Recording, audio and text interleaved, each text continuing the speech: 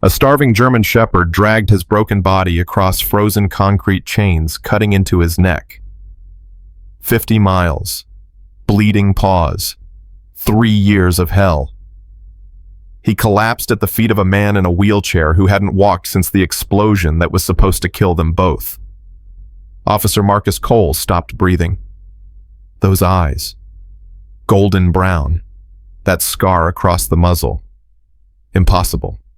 The skeleton of a dog lifted his head and made a sound, not a bark, not a whine. A whisper. The exact whisper he made every morning for 4 years. Titan. The tail moved. Once. Twice. The dog Marcus buried in his heart 3 years ago had just crawled out of his grave. Before we begin this incredible journey, I want to invite you to subscribe to our channel and follow this story to the very end. Drop your city in the comments below so I can see just how far this story travels across the world. The fluorescent lights of the Denver Police Department's Evidence Processing Center hummed with the monotonous drone of bureaucracy. Marcus Cole sat behind a metal desk, his wheelchair locked in place, surrounded by boxes of files that smelled of dust and forgotten cases. His fingers moved mechanically, stamping documents, signing forms, doing the work that nobody else wanted, the work they gave to broken cops who couldn't walk anymore. "Cole, you got a minute?" Marcus didn't look up. "What do you need?" "Patterson." Detective Patterson, a heavy-set man with a coffee stain on his tie, dropped another stack of files on Marcus's desk. "Chain of custody forms for the Delgado case.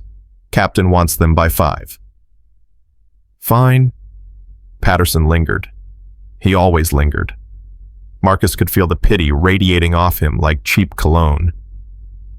"You know," Patterson said, "the K9 unit is doing a recruitment event this weekend. They're looking for handlers.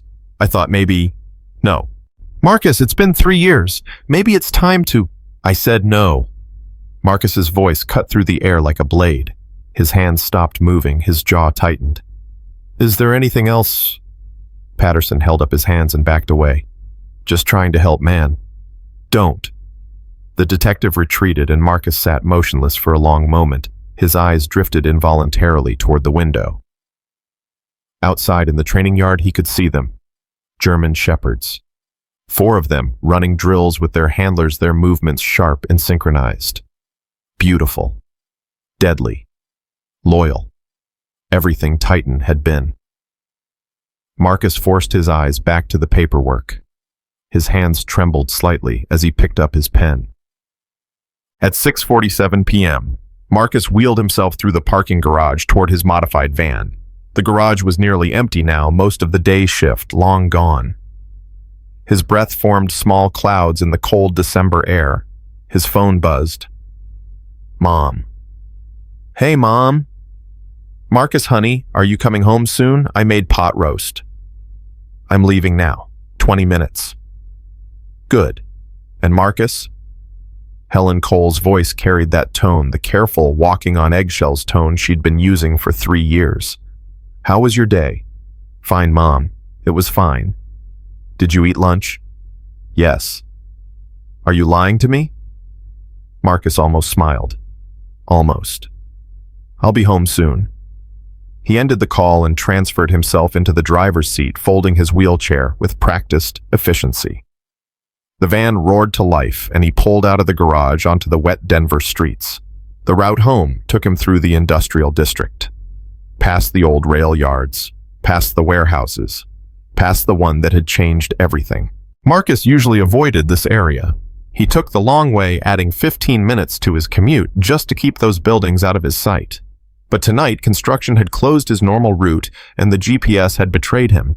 And there it was, the warehouse, or what was left of it. 3 years later, the lot was still empty, still scarred, still marked by the blackened foundation where the explosion had ripped through concrete and steel. Where Titan had died. Marcus's hands tightened on the steering wheel. His breathing quickened. The memories came flooding back, the flash of light, the deafening roar, the sensation of flying through glass and flame. And then waking up in the hospital, his legs gone, and a chaplain standing at his bedside with Titan's collar in his hands. I'm sorry, Officer Cole. They couldn't find his body. The collapse was too complete. But they found this. The collar. Blood-stained. Melted at the edges. Marcus had kept it in a box in his closet. He couldn't look at it. Couldn't throw it away. A horn blared behind him. Marcus snapped back to reality. The light had turned green. He accelerated through the intersection, his heart pounding against his ribs. 2 blocks later, his van made a sound no driver wants to hear. A grinding, coughing, dying sound. No! No! No! No! The engine sputtered and died. Marcus coasted to the side of the road just past the entrance to the old rail yard. He turned the key. Nothing. Again. Nothing. Come on. Dead. Marcus slammed his palm against the steering wheel. Of all the places to break down. Of all the nights. He pulled out his phone and called roadside assistance. 45 minutes minimum. He called his mother to let her know. I can send a taxi to pick you up, Helen offered. It's fine, Mom. I'll wait. Marcus, it's freezing out there. I have a blanket. I'll be fine. He ended the call and sat in the darkness, the cold slowly seeping into the van. The silence pressed against him like a physical weight. And then he heard it. A sound. Faint. Coming from the rail yard. Marcus froze. He listened. There it was again. A whimper. Weak. Desperate. An animal in distress. Not my problem, Marcus muttered. Not my problem. But the sound came again, and something in it, some quality of pain and loneliness cut through his armor. Damn it! He grabbed his wheelchair from the back, unfolded it beside the van, and transferred himself into it. The cold hit him immediately, biting through his jacket. He wheeled himself toward the rail yard entrance, the chair's wheels crunching on frozen gravel. Hello, he called out. Is someone there? The whimpering stopped. Marcus pushed deeper into the yard past rusted train cars and piles of forgotten equipment. The darkness was almost complete here, broken only by the distant glow of the city. Where are you? Then he saw it. A shape, huddled against a concrete pillar. A dog. No, not just a dog. A German shepherd. Marcus's blood turned to ice. He wheeled closer, his heart hammering. The dog was chained to a pipe lying on the frozen ground. Even in the darkness, Marcus could see the outline of its ribs, the dullness of its coat, the way it trembled with cold and fear. Hey, Marcus said softly. Hey, it's okay. The dog lifted its head, and the world stopped. Those eyes. Golden brown. That specific shade that Marcus had only seen once before in his life. That shade that he saw every night in his dreams, in his nightmares, in the moments between sleeping and waking. No, Marcus whispered. That's not possible. The dog's ears moved. One of them was torn, notched, like someone had cut it. There was a jagged scar running down its flank. This was not the healthy, powerful animal Marcus remembered. But those eyes. Titan. The dog's body went rigid. Its tail moved. Once. Twice. A weak, trembling thump against the frozen ground. And then the dog made a sound. Not a bark, not a whine. A low vocalization, almost like a whisper. A sound that Marcus had heard 1,000 times every morning for 4 years when Titan would greet him at the kennel. The sound no other dog had ever made. The sound that was uniquely, impossibly Titan's. Oh my God. Marcus's voice cracked. Oh my God, it's you. He wheeled forward frantically, his hands scraping against the frozen metal rims. The dog Titan tried to stand, but collapsed, his back leg buckling beneath him. Don't move, I'm here, boy. Marcus reached the dog and fell forward out of his chair, crawling the last few feet on his hands. He didn't care about the cold, he didn't care about the pain. He gathered the skeletal animal into his arms and held him against his chest. Titan was shaking, his heart was beating too fast, a rapid flutter against Marcus's body. But his tail kept moving, and that whispered greeting kept coming over and over as if he'd been saving it for 3 years. I thought you were dead. Marcus was sobbing, now his face buried in the dog's matted fur. I thought you were dead. They told me you were dead. Titan lifted his head weakly and licked Marcus's face. His tongue was dry. He was dehydrated, starving, broken. But he was alive. Marcus called 911 with shaking hands. Then he called Hutch. James Hutch Hutchinson had been Marcus's partner for 6 years before the explosion. He had been Marcus's best man at his wedding, the wedding that never happened because Marcus had pushed his fiancée away after losing his legs. Hutch had visited him in the hospital every day for 3 months. He was the only person from the department Marcus still talked to. Hutch picked up on the second ring. "Marcus, what's wrong?" "I found him." "Found who?" "Titan. He's alive." "Hutch, he's alive." Silence on the other end. Then, "Marcus, that's not possible. You know that's not." "I'm looking at him right now. I'm holding him." "It's him. Hutch, I know my dog." More silence. When Hutch spoke again, his voice was different, harder. "Where are you?" "The old rail yard. Off Industrial. My van broke down and I heard, 'Don't move. I'm coming.'" The ambulance arrived first, followed by animal control.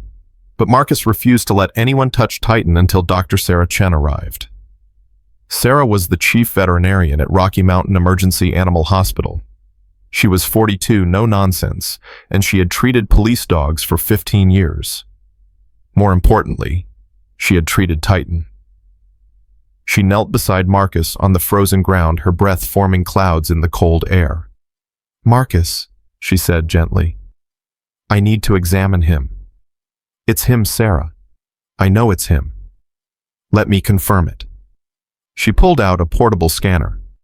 "If it's really Titan, his microchip will still be—" She stopped.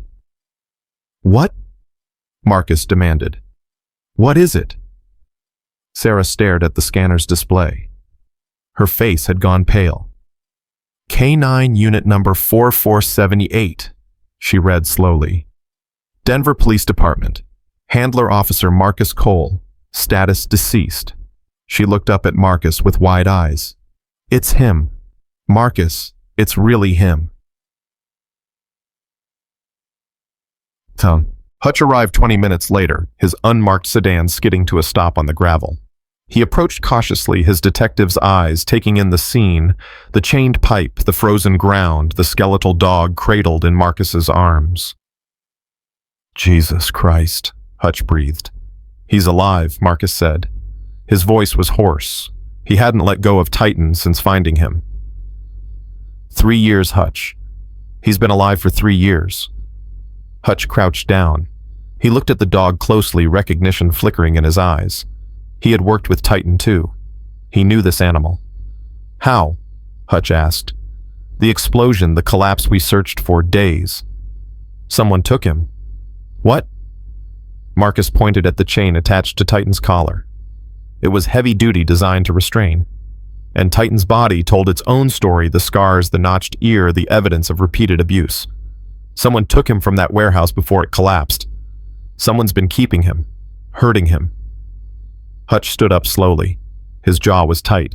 Marcus knew that look. It was the look Hutch got when a case turned dark. "Marcus, I need you to think carefully. Who knew about the raid that night? Who knew you and Titan would be in that warehouse?" "Everyone in the unit knew. It was a major operation." "Who specifically?" Marcus thought back. The memories were painful, blurred by trauma and medication. The tip came through the anonymous line. Captain Murray signed off on it. Commander Drake coordinated the tactical approach. Hutch's expression flickered at Drake's name, just for a moment, but Marcus caught it. "What?" "Nothing." "Don't lie to me, Hutch. What do you know?" Hutch looked around, checking for observers. When he spoke, his voice was barely above a whisper. After the explosion, Internal Affairs started asking questions. The tip that led us there was too perfect. The explosives were too well placed. Someone suggested it was a setup. A setup for what? I don't know. The investigation was shut down from above. Orders from command. From Drake. Hutch didn't answer. He didn't have to. "You think Drake had something to do with this?" Marcus's voice was rising. "You think a decorated commander set up a raid that killed—" He stopped. "That was supposed to kill a police dog." "I don't think anything yet, but I'm going to find out." Hutch put his hand on Marcus's shoulder. "Right now, we need to get Titan to the hospital, and we need to keep this quiet. If someone did take him, If someone did this, they're not going to be happy he's been found. The emergency surgery lasted 4 hours. Marcus waited in the lobby, his wheelchair parked by the window. His mother had arrived an hour ago, bringing coffee and a blanket. She sat beside him in silence, her hand occasionally reaching out to touch his arm. At 2:34 a.m., Dr. Sarah Chen emerged from the surgical suite. Her scrubs were stained, her face was exhausted, but she was smiling. "He's stable," she said. Marcus exhaled a breath he hadn't realized he was holding. "Is he going to make it? He's a fighter." Sarah sat down across from him. "Marcus, I have to be honest with you. The damage is extensive. He's severely malnourished. He has multiple healed fractures, ribs, left rear leg, jaw. These aren't accidental injuries. Someone beat this dog repeatedly over an extended period." Helen covered her mouth with her hand. "There's more," Sarah continued. "He has scarring patterns consistent with..." She hesitated. "With what?" "Dog fighting. Someone was using him as a fighting dog." The words hit Marcus like a physical blow. Titan, his gentle, loyal, brilliant partner, forced to fight, forced to kill or be killed. Who? Marcus's voice was deadly quiet. Who would do this? "I don't know. But whoever it was, they wanted to keep him alive. The injuries were treated badly, but treated. They were keeping him functional, using him. For 3 years. For 3 years." Marcus looked at his mother. Helen's face was wet with tears, but her eyes were hard. "Find them," she said. "Find whoever did this to that beautiful boy." "I will," Marcus promised. "I swear to God, I will." Dawn came slowly, gray light seeping through the hospital windows. Marcus hadn't slept. He couldn't. Every time he closed his eyes, he saw Titan chained to that pipe, shaking in the cold. Sarah led him into the recovery room at 6 a.m. Titan was lying on a heated bed, IV lines running into his leg monitors, beeping steadily. He looked so small, so fragile. Nothing like the powerful animal who had once taken down armed suspects without hesitation. Marcus wheeled himself to the bedside. Titan's eyes opened at the sound.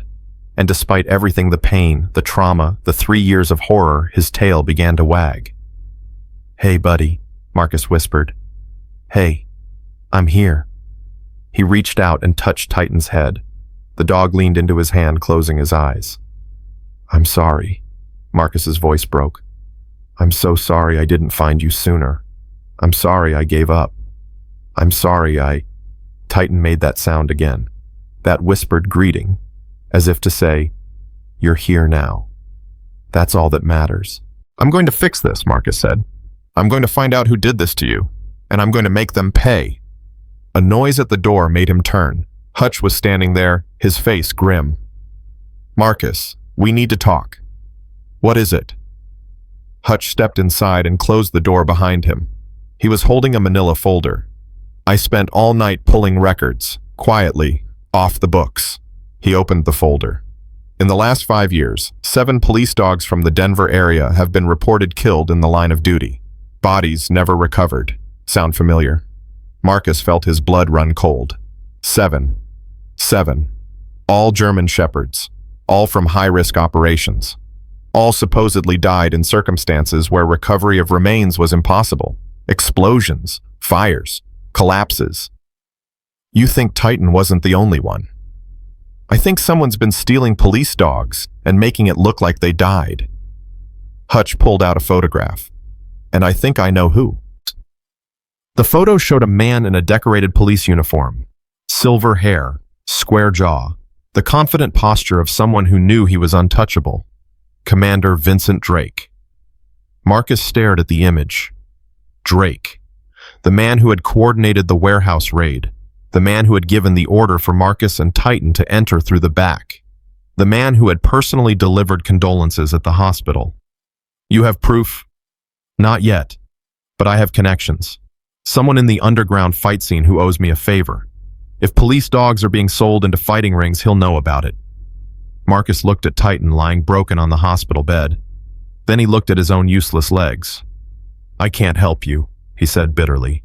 Look at me. I can't even walk. Hutch crouched down to Marcus's eye level.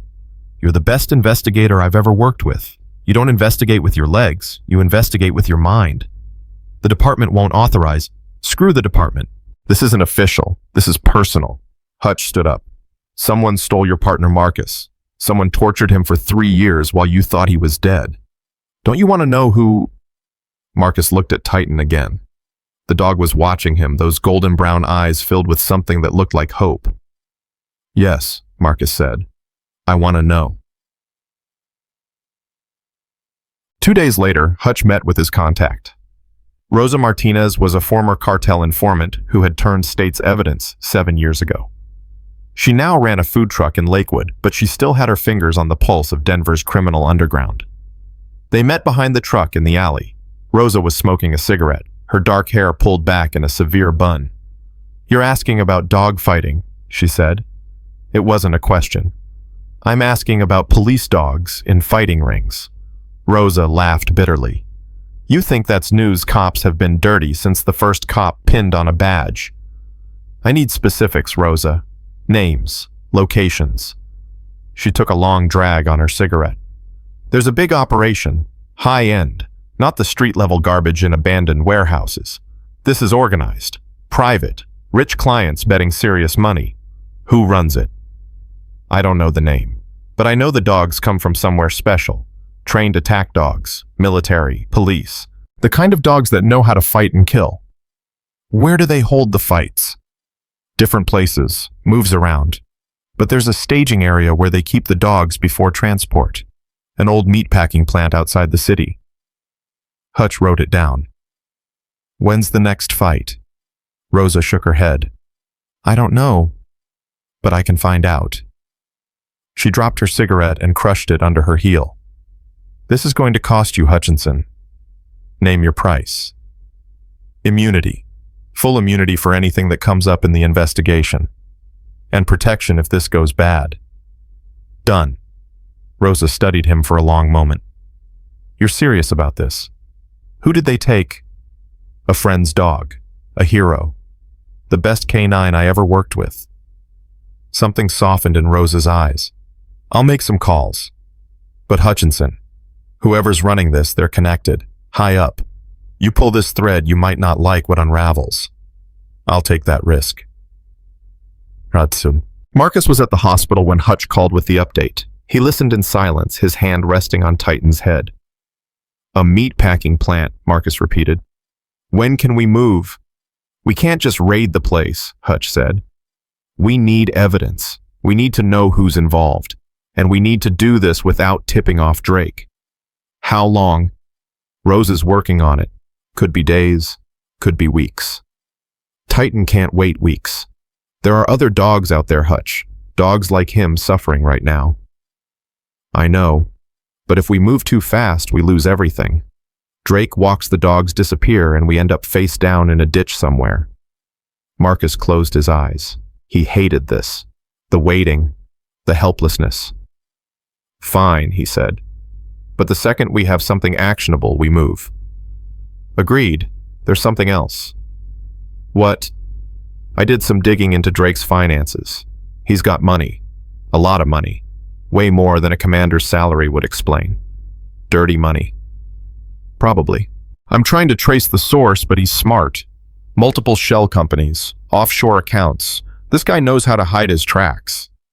He's been doing this for years, Marcus said. He's had practice. Exactly. Which means we need to be careful. One wrong move. A knock at the door interrupted them. Marcus looked up to see Dr. Sarah Chen in the doorway, her expression troubled. Marcus, I need to show you something.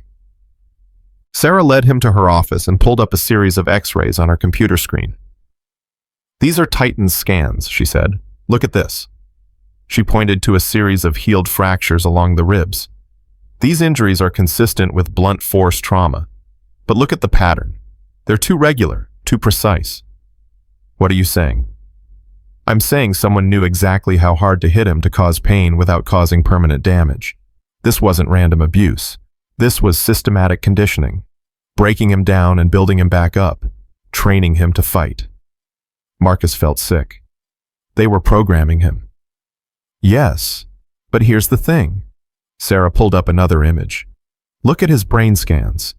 Dogs who've been through this kind of trauma typically show significant neurological changes, heightened aggression, fear responses. But Titan, she shook her head. His brain patterns are remarkably normal. The bond with you, the trust it protected him somehow. He remembered who he was. He never forgot. No, he never forgot. Sarah turned to face Marcus. Marcus, I've been a vet for 20 years. I've seen a lot of damaged animals. Most of them can never go back to what they were. But Titan, he's different. He's fighting. He wants to come back. He will come back, Marcus said firmly. I won't let him down again.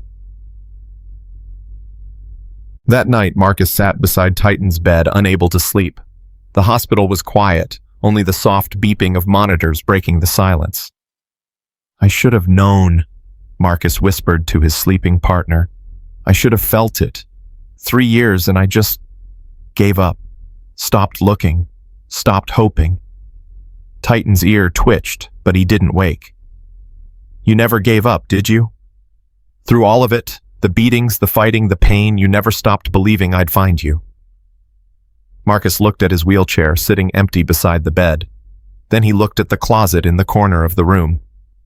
There, propped against the wall, was a pair of prosthetic legs. His mother had brought them from home, just in case. He hadn't touched them in 3 years. You crawled through hell to find me, Marcus said. Maybe it's time I learned to walk again. He reached for the prosthetics. The prosthetic legs felt heavier than Marcus remembered. He sat on the edge of the hospital bed, his hands trembling as he held the carbon fiber limbs. 3 years of dust, 3 years of denial, 3 years of pretending they didn't exist. Titan stirred on his bed, lifting his head weakly. Those golden brown eyes found Marcus in the dim light. You watching me, boy? Marcus asked quietly. You want to see if I can do this? Titan's tail moved. Once. Twice. Marcus took a deep breath and began the process. The silicone liners first rolling them over his residual limbs, then the sockets clicking into place with a sound that made his stomach clench. Finally, the legs themselves locking into position. The pain was immediate. Sharp. Burning. His body had forgotten how to carry weight. His muscles had atrophied. Every nerve ending screamed in protest. He gripped the bed rail and pushed himself up. His legs buckled. He crashed to the floor, knocking over the IV stand. The noise echoed through the quiet hospital. Damn it. Titan whined and tried to stand, but he was too weak. He could only watch as Marcus lay on the cold floor, breathing hard, fighting back tears of frustration. The door burst open. Sarah rushed in, followed by a night nurse. Marcus, what happened? I'm fine. He wasn't fine.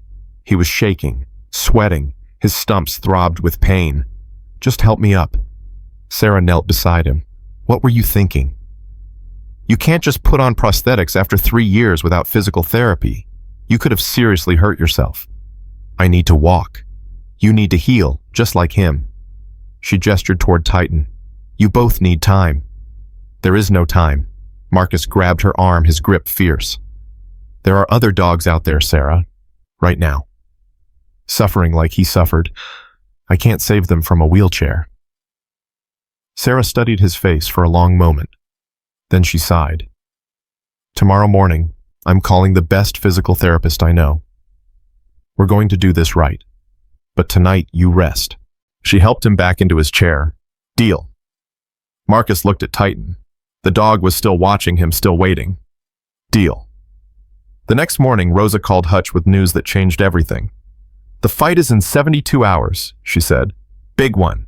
International buyers flying in. They're moving 8 dogs to Mexico right after. Where's the staging area? Henderson Meatpacking, abandoned since 2019. They're keeping the dogs there until transport. Hutch's mind was racing. How many guards? At least 6. Armed. And Hutchinson. Rosa's voice dropped.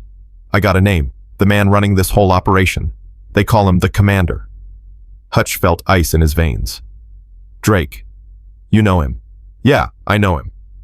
Hutch called Marcus immediately. We have 72 hours. The fight, the dogs, everything that's happening this weekend. Marcus was in the middle of his first physical therapy session, sweat pouring down his face as he struggled between parallel bars. Then we move now. We can't. We don't have enough evidence to bring in federal authorities. If we go in alone, Drake will bury us. So what do? We build a case. Fast. I need everything you remember about the night of the explosion. Every detail. Every person who was there. Marcus's jaw tightened. He thought back to that night. The warehouse. The tip. The tactical plan. Drake positioned me and Titan at the back entrance, Marcus said slowly. He said it was the safest point of entry. But it wasn't. It was right next to where the explosives were planted. He set you up. He set us up to die. But why? Why would he want Titan dead? Not dead, Hutch corrected. Missing. He needed the body to disappear, so he could take the dog without anyone knowing. But I survived. I wasn't supposed to survive. The realization hit them both at the same time. You're a loose end, Hutch said quietly. You've been a loose end for 3 years. Then why hasn't he made a move?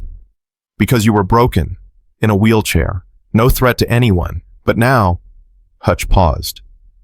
Now you found Titan. Now you're asking questions. Marcus, you need to be careful. If Drake finds out what we know, let him find out. Marcus's voice was cold, hard. Let him come. The physical therapy was brutal. Every session left Marcus drenched in sweat, his muscles screaming, his stumps raw and bleeding. But he refused to stop. Again. He told his therapist, a tough former army medic named Jackson, Marcus, you need to rest. You're pushing too hard.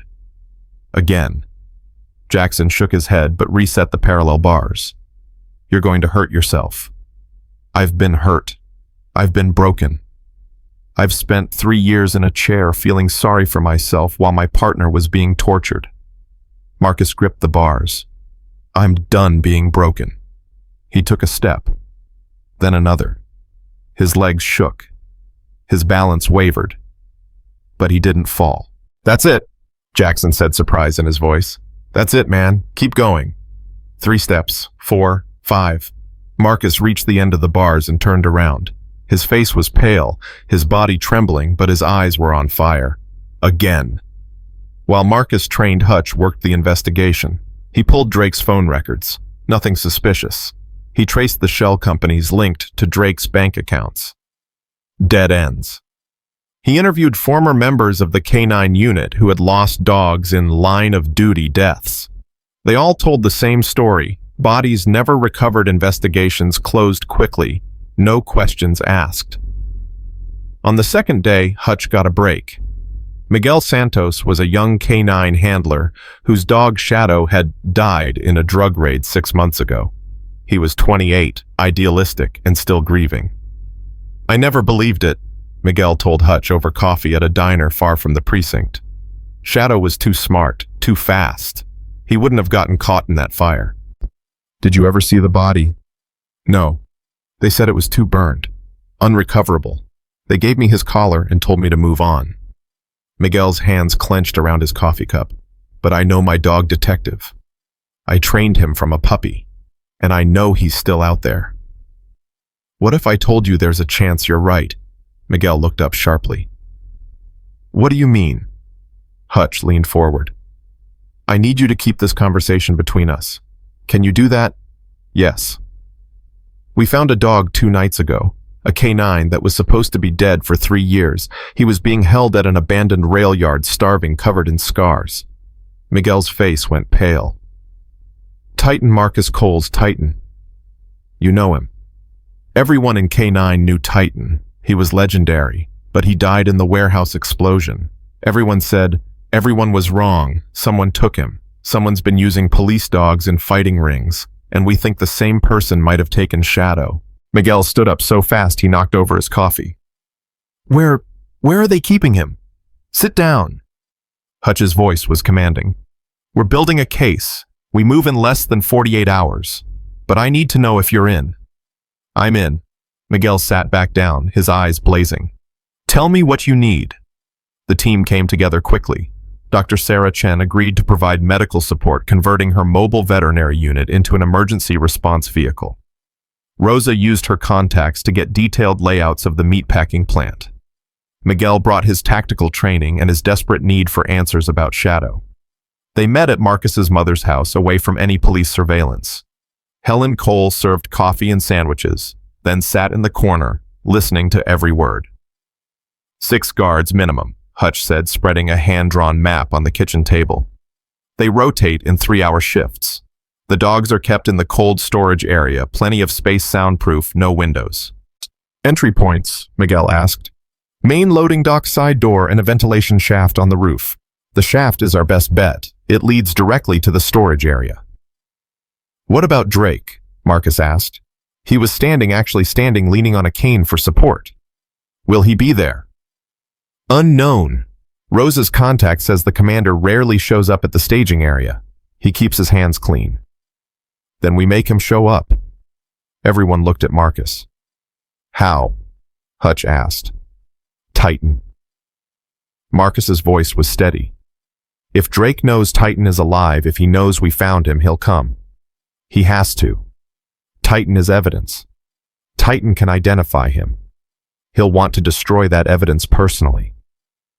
You want to use Titan as bait? No. I want to use myself as bait. Drake didn't just take my dog, he tried to kill me. If I reach out to him, tell him I know what he did, he won't be able to resist. That's suicide, Sarah said sharply. You can barely walk. You're in no condition to... I don't need to walk. I just need to get his attention. Hutch studied Marcus for a long moment. It could work. If Drake thinks you're alone, that you're just a bitter cop looking for revenge, he might get sloppy. Let his guard down. He doesn't know about the rest of you.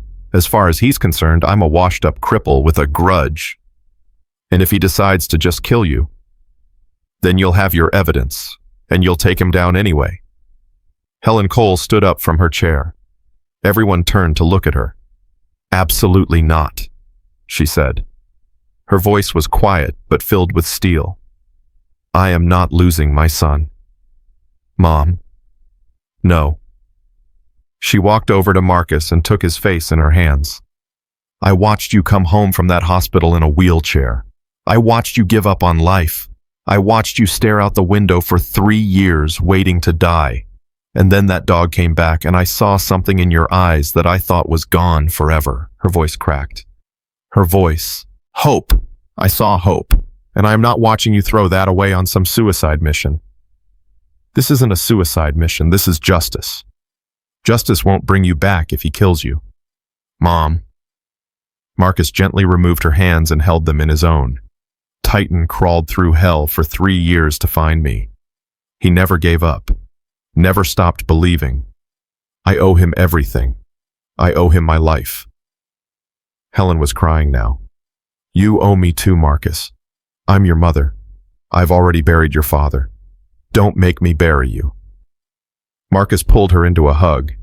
He held her tight, feeling her frail body shake with sobs. I'm coming back, he whispered. I promise. I'm coming back. The plan was set for the following night. Marcus would contact Drake through official channels requesting a private meeting about new evidence in the warehouse explosion case. Drake would either meet him directly or send someone to eliminate the threat. Either way, he would be distracted from the meatpacking plant. Meanwhile, the rest of the team would infiltrate the facility. They would document everything, rescue the dogs, and get the evidence to federal authorities who were already on standby, contacted through a judge Hutch trusted with his life. The night before the operation, Marcus returned to the hospital. Titan was stronger now. He could stand on his own, could walk a few steps before needing to rest. His eyes were clearer, his coat beginning to regain some of its shine. Marcus sat beside his bed and pulled out a photograph. The photograph from his locker.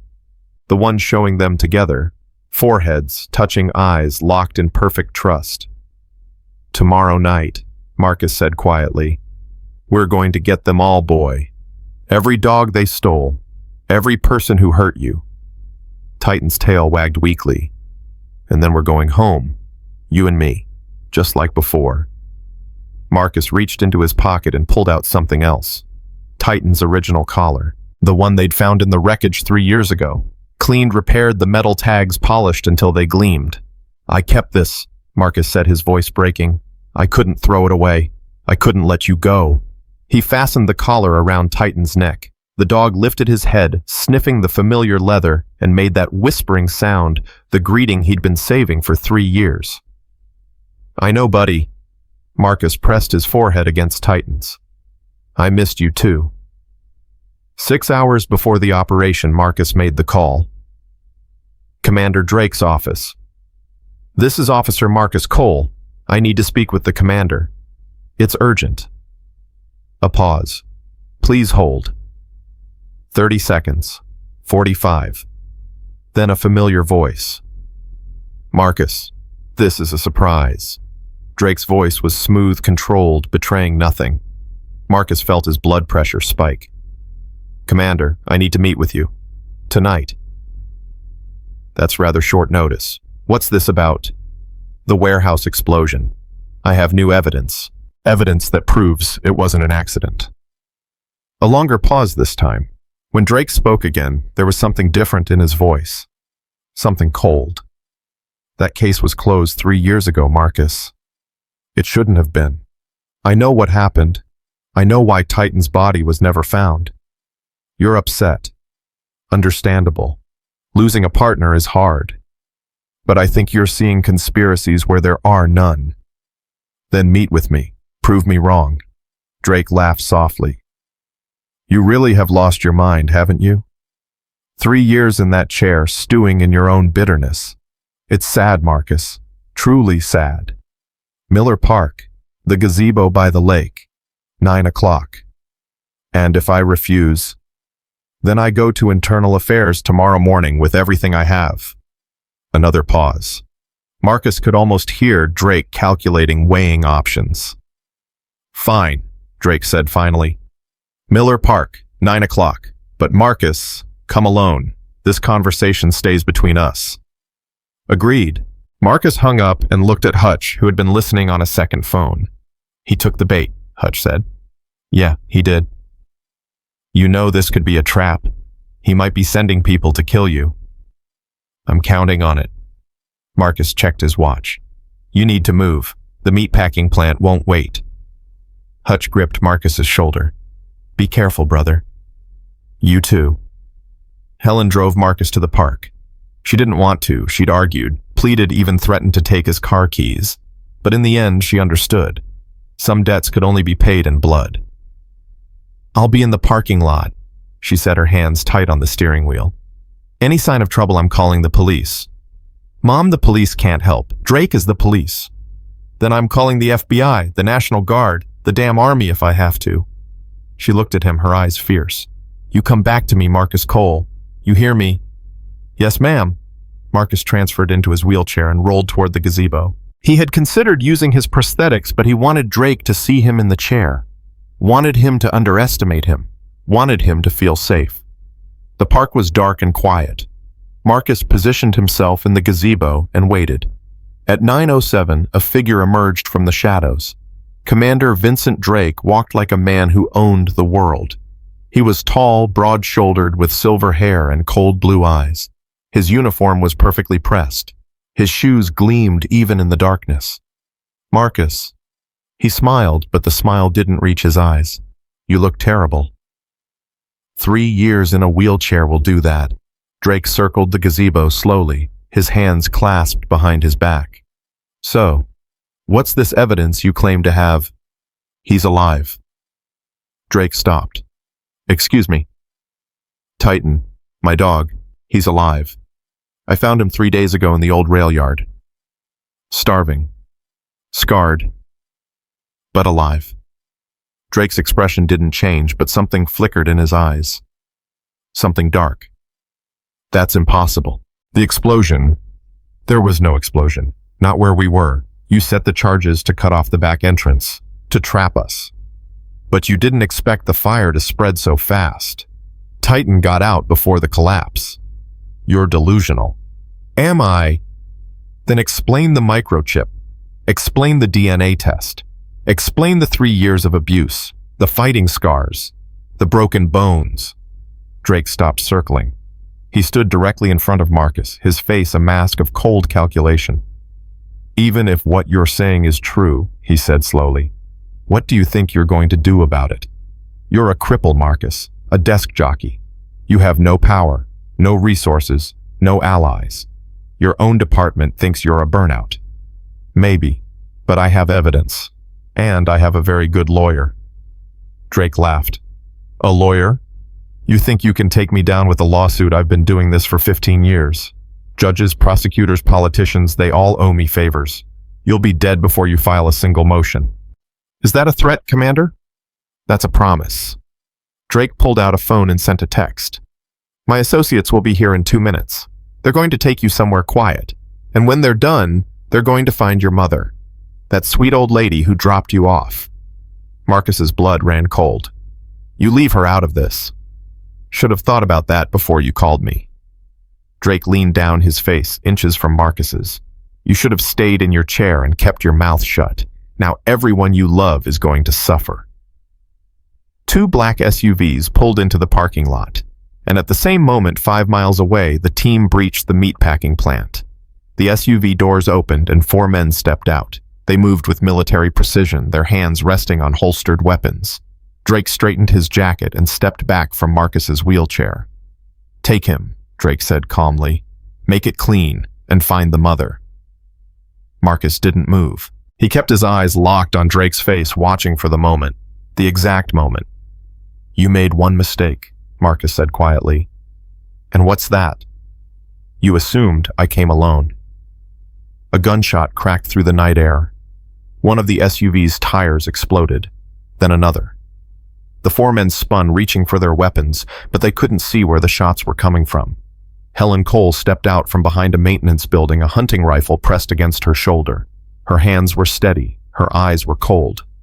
"That's my son you're threatening," she called out, "and I was shooting deer before you were born." Drake's composure cracked. "Who the hell?" Another shot. This one sparked off the hood of the second SUV, inches from one of the guards. The men scattered, taking cover behind the vehicles. Marcus grabbed the wheels of his chair and pushed hard, ramming directly into Drake's legs. The commander stumbled backward, caught off guard. Marcus lunged from the chair, his prosthetic legs taking his weight for the first time in combat, and tackled Drake to the ground. They hit the concrete hard. Marcus's fists connected with Drake's jaw twice. 3 years of rage poured through his knuckles. 3 years of believing Titan was dead. 3 years of guilt and grief and darkness. "You took everything from me," Marcus screamed. "You took my dog. You tried to kill me." Drake caught Marcus's wrist and twisted. The pain shot through Marcus's arm like fire. Drake was bigger, stronger, trained. He flipped Marcus onto his back and pressed a forearm against his throat. "You think you've won?" Drake hissed, his face contorted with fury.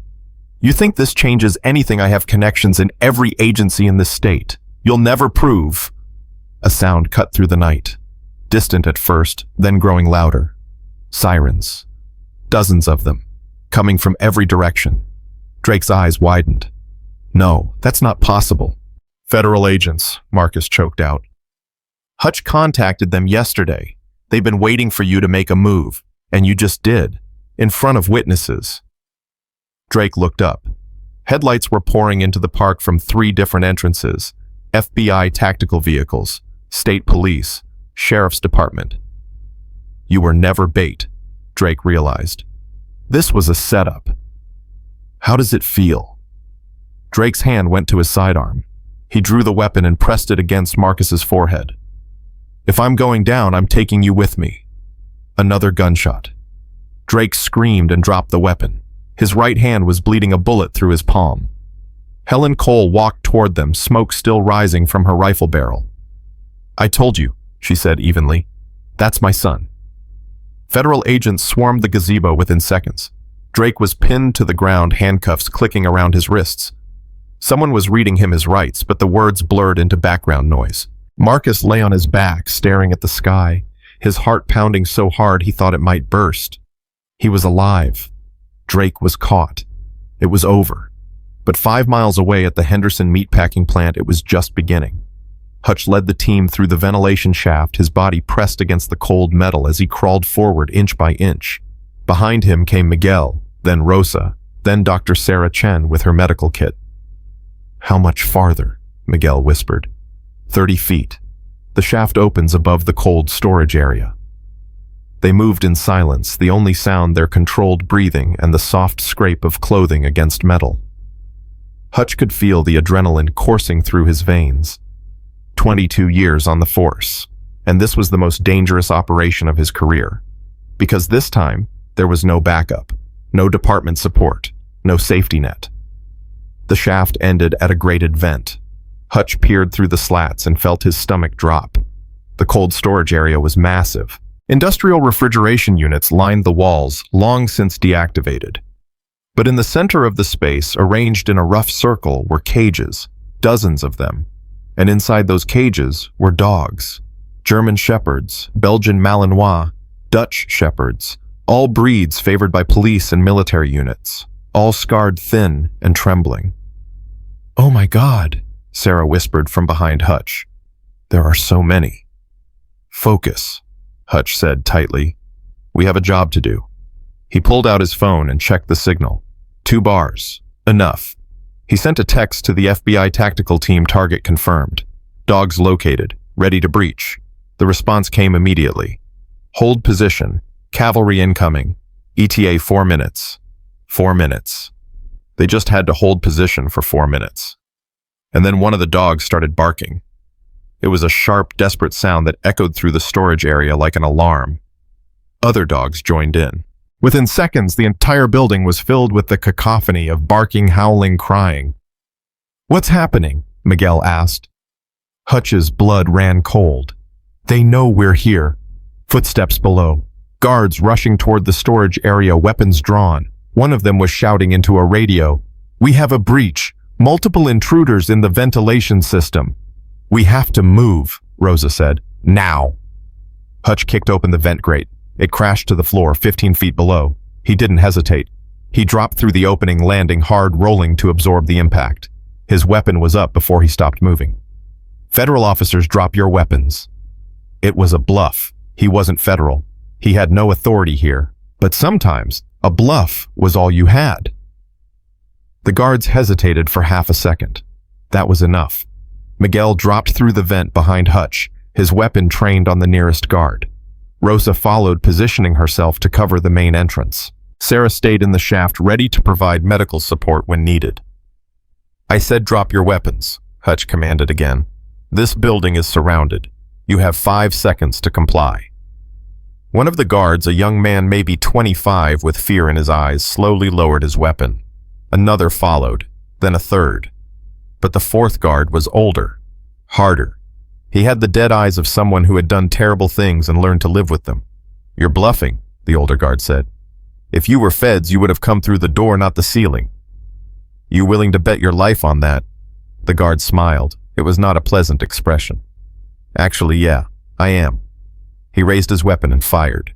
The bullet caught Hutch in the shoulder, spinning him around. He went down hard, his weapon skidding across the floor. Pain exploded through his body, hot and bright and overwhelming. Miguel returned fire. The older guard dove behind a refrigeration unit. The other guards scrambled for their weapons. "Hutch!" Rosa was at his side, pressing her hands against the wound. "Stay with me." "I'm fine," Hutch gasped. "Get the dogs! Get the damn dogs!" Sarah dropped from the shaft, her medical kit already open. "Let me see." "There's no time." "Make time!" Sarah's voice was sharp, commanding. She cut away Hutch's jacket and examined the wound. "Through and through, no arterial damage. You're lucky." "I don't feel lucky." "You will. Now shut up and let me work." Gunfire erupted across the storage area. Miguel was pinned behind a row of cages, exchanging shots with the guards. Rosa had found cover near the loading dock doors, but she was running low on ammunition. "We can't hold them," Miguel shouted. "Where's the cavalry?" Hutch checked his watch. 2 minutes. They needed to hold for 2 more minutes. And then everything changed. The dogs stopped barking.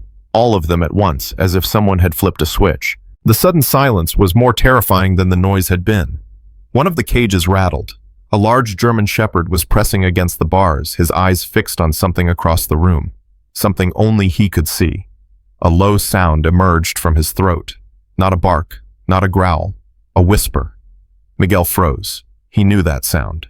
He'd heard it every day for 2 years, every morning when he arrived at the kennel, every night when he locked up. Shadow. The German shepherd's ears perked up. His tail began to move. Oh my God. Shadow. Miguel ran toward the cage, abandoning his cover. Bullets flew past him, but he didn't care. He reached the cage and fell to his knees, his fingers wrapping around the bars. I'm here, boy, I'm here. I never gave up. I never stopped looking. Shadow pressed his nose through the bars and licked Miguel's face. His entire body was shaking, but his tail was wagging so hard the cage rattled. We're getting you out, Miguel promised. All of you. We're getting everyone out. The loading dock doors exploded inward. FBI tactical teams poured through the opening weapons, raised voices shouting commands. The remaining guards threw down their weapons and dropped to their knees. It was over. They had won. But 300 miles away in a federal transport van, Commander Vincent Drake was about to play his final card. The van was carrying Drake from Miller Park to the FBI field office. 2 agents sat in the back with him, their weapons holstered but ready. Drake's hands were cuffed, his wounded palm wrapped in a bloody bandage. He had been silent for the entire ride. But as the van slowed for a traffic light, he spoke. You have no idea what you've done. The agent on his left, a woman named Torres, didn't react. Save it for your lawyer, Commander. This goes higher than me, higher than the department. You think I was running this operation alone? There are judges, congressmen, military brass. All of them have money in the fighting rings. All of them have blood on their hands. Nice try. You're not going to bluff your way out of this one. Drake smiled. It was the smile of a man who had nothing left to lose. I'm not bluffing, but I am offering you a deal. Full immunity, witness protection. In exchange, I give you names. Every name, every account, every body buried in every shallow grave. Torres hesitated. She looked at her partner. That's not our call to make, she said finally. Then make a call. Because in about 30 seconds, this van is going to be hit by an RPG fired from the overpass ahead. My associates don't leave loose ends. The only question is whether you want to die with me or take my deal and live. Torres's hand went to her radio. Before she could speak, the world exploded. The rocket hit the front of the van, killing the driver instantly. The vehicle flipped, rolling twice before coming to rest on its side. Fire spread across the engine. Smoke filled the cabin. Torres was alive, but barely. Her leg was trapped under twisted metal. Her partner wasn't moving. Drake had somehow emerged unscathed. He was already working on his handcuffs with a piece of wire he'd hidden in his mouth. I warned you, he said calmly. But no one ever listens. The cuffs clicked open. Drake kicked out the rear window and crawled through, disappearing into the night. The news reached Marcus at the hospital where he was sitting beside Titan's bed. Hutch called from the emergency room, his voice tight with pain and fury. Drake escaped. Marcus felt the words like a punch to the chest. What? Transport was hit by an RPG. 2 agents dead. Drake vanished. How is that possible? We had him. We had him dead to rights. He wasn't lying about his connections. Someone with serious firepower just helped him disappear. Marcus looked at Titan. The dog was sleeping peacefully, unaware that the monster who had tortured him was still free, still dangerous. Where would he go? Unknown. FBI is scrambling every asset. But Marcus, Hutch paused. He'll come for you. For Titan. For your mother. He knows you're the one who brought him down. This isn't over. No. Marcus agreed, his voice cold. It's not. He hung up and sat in silence for a long moment. Then he reached for his prosthetic legs. They still hurt. They would always hurt. But pain was just information, and Marcus was done listening to it. He strapped on the legs and stood. His balance was shaky, his muscles weak. But he was standing, and that was enough. Come on, boy, he said to Titan. We need to go. Titan opened his eyes. He looked at Marcus, at the determination on his face, and slowly rose to his feet. His movements were stiff, painful, but he was standing too. Together, they walked out of the hospital. Helen was waiting in the parking lot, her rifle in the trunk of her car. She saw them coming and her face went pale. "Marcus, what's happening?" "Drake escaped. He's coming for us." "Where do we go?" Marcus thought for a moment. There was only one place Drake couldn't touch them. Only one place with enough security, enough firepower, enough loyal people to keep them safe. "The precinct," he said. "We're going to the K9 unit." They drove through the night, Marcus in the passenger seat, Titan lying across the back with his head in Helen's lap. The city lights blurred past, and Marcus's mind raced through the possibilities. Drake had resources, connections, a network that spanned law enforcement, military, and criminal organizations. He could be anywhere. He could strike from any direction. But he also had one weakness: pride. Drake couldn't let this defeat stand. He couldn't let a crippled cop and a broken dog be the ones who brought him down. He would come. He would come personally, and Marcus would be waiting. The K9 unit was quiet when they arrived. Most of the handlers had gone home for the night. But the dogs were there, rows of kennels filled with German shepherds, Belgian Malinois, Dutch shepherds, the same breeds that had been imprisoned at the meatpacking plant. Titan walked through the kennel area with his head held high. The other dogs fell silent as he passed, watching him with something like reverence. He was one of them, a legend who had returned from the dead. Marcus found an empty training room and set up a defensive position. He had his service weapon recovered from his locker. He had his mother's rifle. He had Titan. It wasn't much, but it was enough. "You should go," Marcus told his mother. "Take the car. Get as far away as possible." "Not a chance." "Mom, I said not a chance."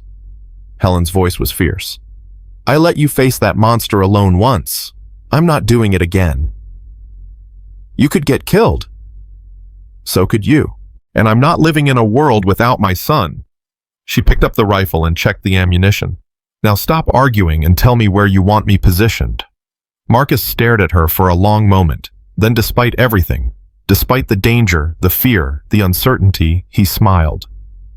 "Over there," he said, pointing to a window overlooking the parking lot. "You'll have a clear field of fire. That's my boy." They waited. Minutes stretched into hours. The night deepened. Outside, the city slept unaware of the war about to be waged in its streets. At 3:47 a.m., Titan's ears went up. A low growl rumbled in his chest. "He's here," Marcus said. The lights went out, all of them throughout the entire building. Emergency power didn't kick in. Someone had cut the main line. In the darkness, Marcus heard footsteps. Multiple sets, coming from different directions. "They're surrounding us," Helen whispered. "Let them." Marcus raised his weapon. They don't know what they're walking into. The training room door exploded inward. A flashbang grenade sailed through the opening, but Marcus was ready. He dove behind a training dummy, covering his ears, closing his eyes. The explosion was deafening, blinding, but he had protected himself from the worst of it. He came up shooting. The first attacker went down, then the second. Marcus moved through the room with a fluidity he didn't know he still possessed, his prosthetic legs carrying him forward, his training taking over. But there were too many attackers coming from too many angles.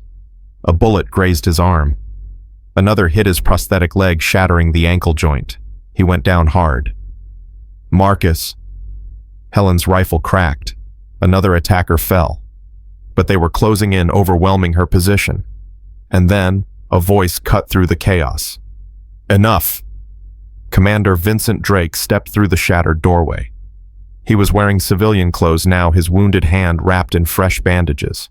In his other hand, he held a pistol. "Stand down," he ordered his men. "The cripple is mine." The attackers pulled back. Marcus lay on the floor, his weapon empty, his leg broken. Helen was surrounded, her rifle aimed at Drake's head. "Shoot me, and my men kill her," Drake said calmly. "Lower the weapon, Mrs. Cole." Helen's hands were shaking, but she lowered the rifle. Drake walked toward Marcus, his footsteps echoing in the silent room. He crouched down, bringing his face close to Marcus's. "You should have stayed broken," Drake said quietly. "You should have stayed in your chair and felt sorry for yourself for the rest of your miserable life. Instead, you had to play hero. You had to try to save your precious dog." "Where is he?" Marcus gasped. "Where's Titan?" Drake smiled. "Funny you should ask." He snapped his fingers. Two of his men dragged Titan into the room. The dog was muzzled, his legs bound with zip ties. But his eyes were open.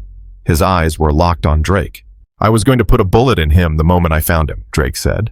"But then I had a better idea. I'm going to make you watch while I beat him to death, just like I beat him for 3 years. And then I'm going to kill your mother. And then finally, I'm going to kill you." He pulled out a metal baton and extended it with a flick of his wrist. "Any last words, Officer Cole?" Marcus looked at Titan. The dog was terrified.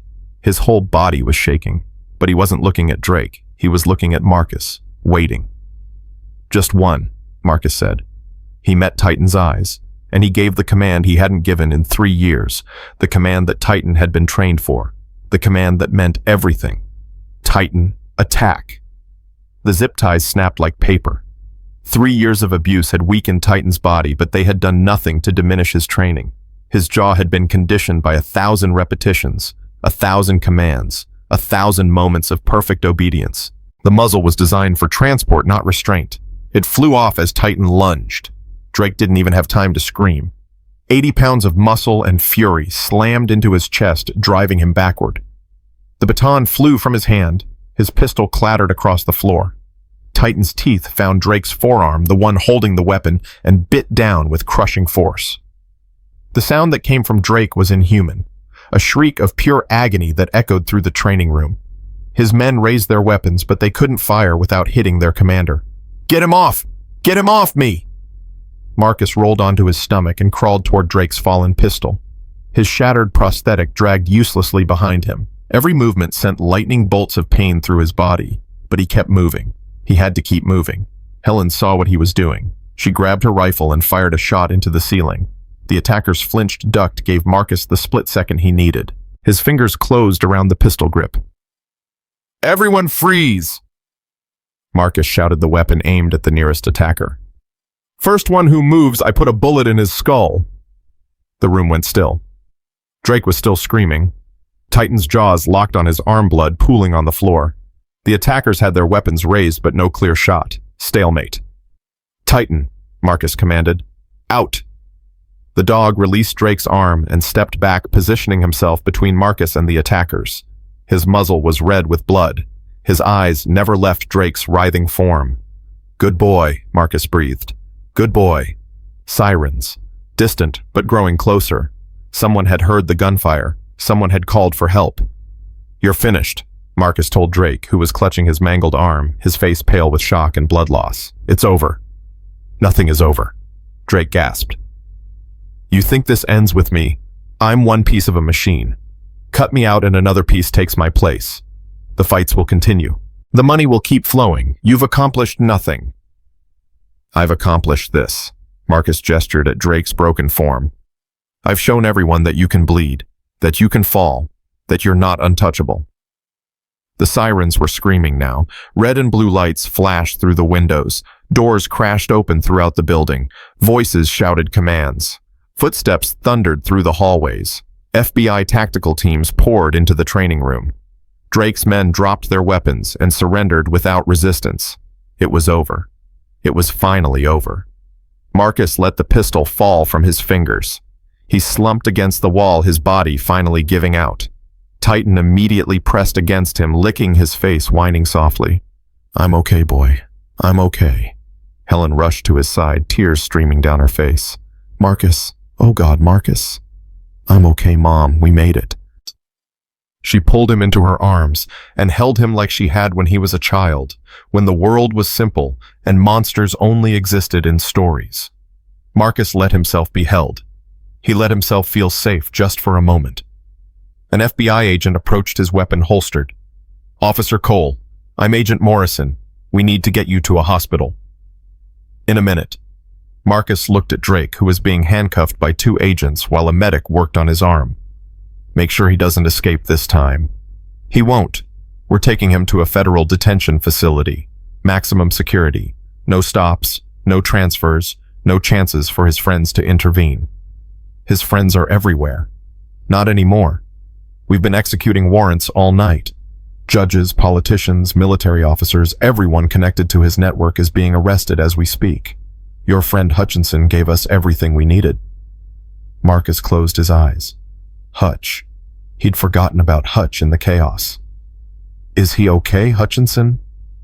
"He's in surgery. The bullet did more damage than they initially thought, but he's stable. He's going to make it." Relief washed through Marcus like a wave. And the dogs, the ones from the meatpacking plant, all recovered.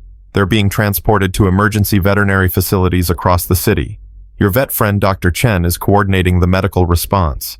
Marcus looked at Titan, who was still pressed against his side. "You hear that, boy? They're safe. All of them. Because of you."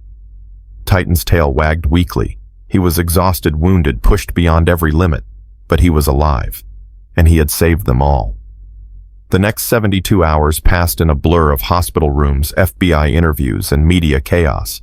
The story broke on every news network simultaneously. Corrupt police commander runs dog fighting ring. 7 officers arrested in sweeping conspiracy. Hero K9 returns from the dead to take down his torturer. Marcus refused all interview requests. He stayed at the hospital, splitting his time between Hutch's room and Titan's recovery kennel at Dr. Chen's facility. Hutch woke up on the second day.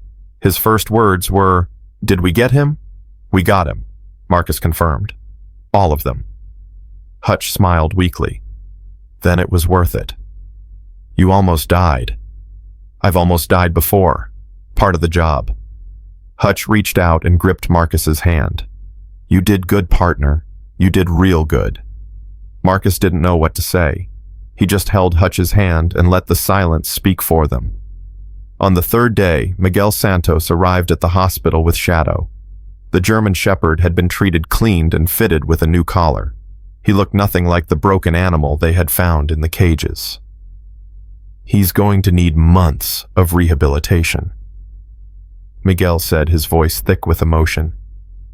"The vet says he may never be cleared for active duty again. Too much psychological damage."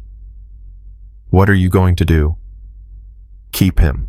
Miguel knelt beside Shadow and wrapped his arms around the dog's neck. "He's my partner. He's my family. I don't care if he never works another day in his life. He deserves to rest." Marcus thought about his own future, about the prosthetics waiting at home, about the years of physical therapy ahead, about the nightmares that would never fully go away.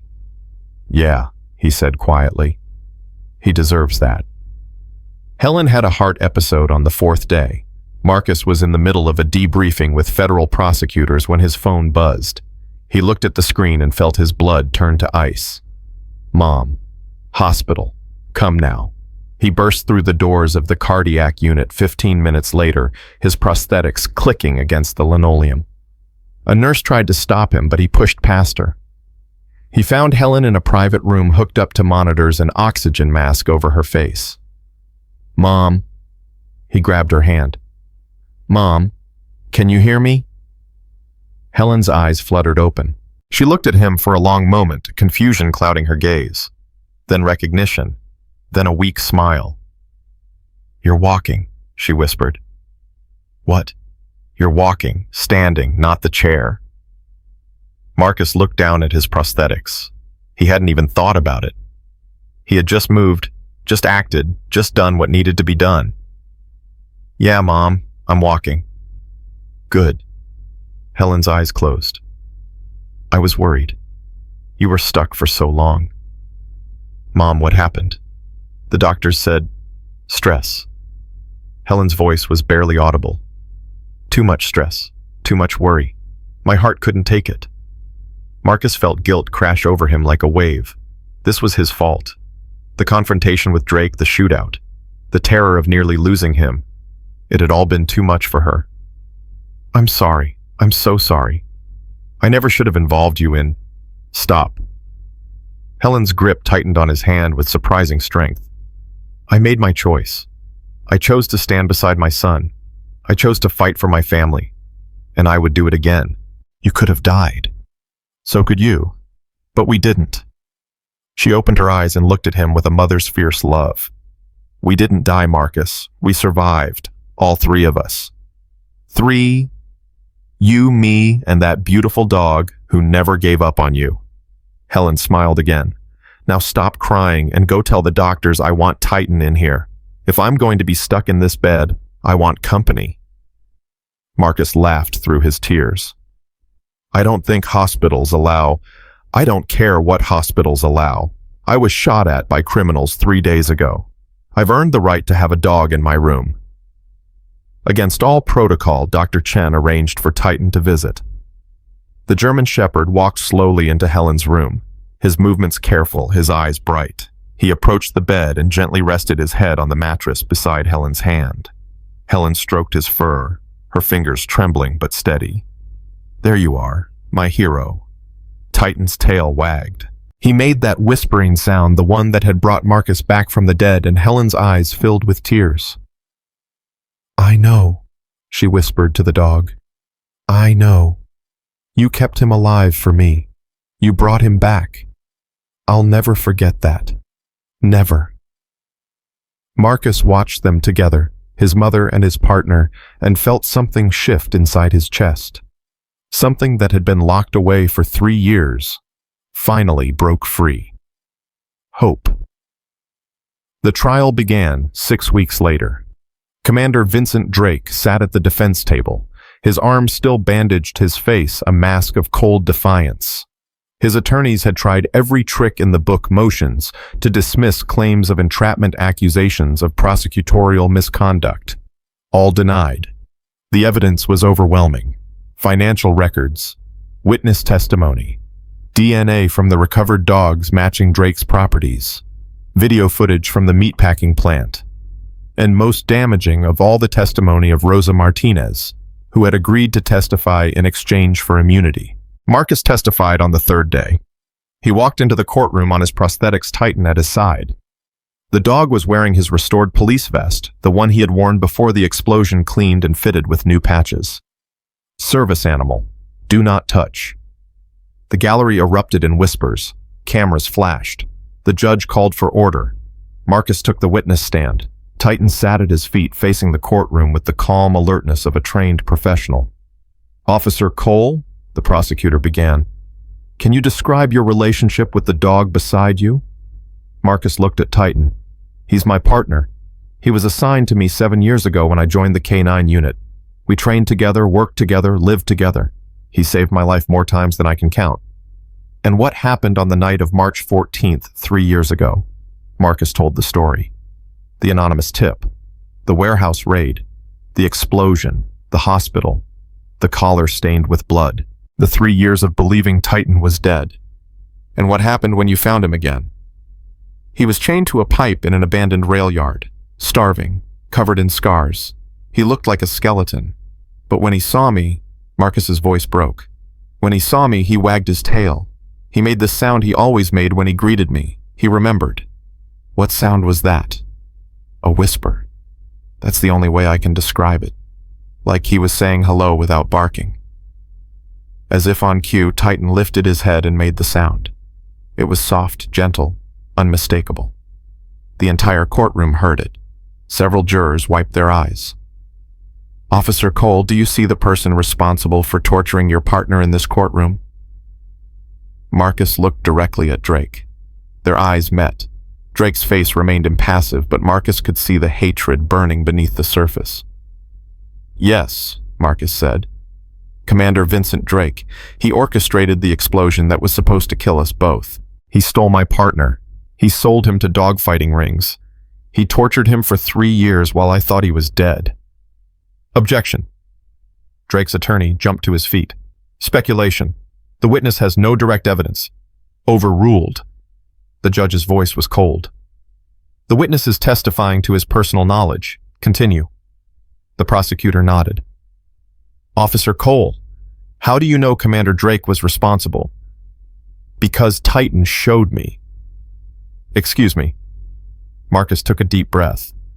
When Drake confronted us at the K9 training facility, when he threatened to kill us, both, Titan didn't react to his men. He didn't react to the guns. But the moment Drake walked into the room, Titan knew. His whole body changed. He was terrified but ready to fight. He recognized the man who had beaten him for 3 years. Dogs can recognize their abusers. Dogs remember everything, every scent, every voice, every person who ever hurt them.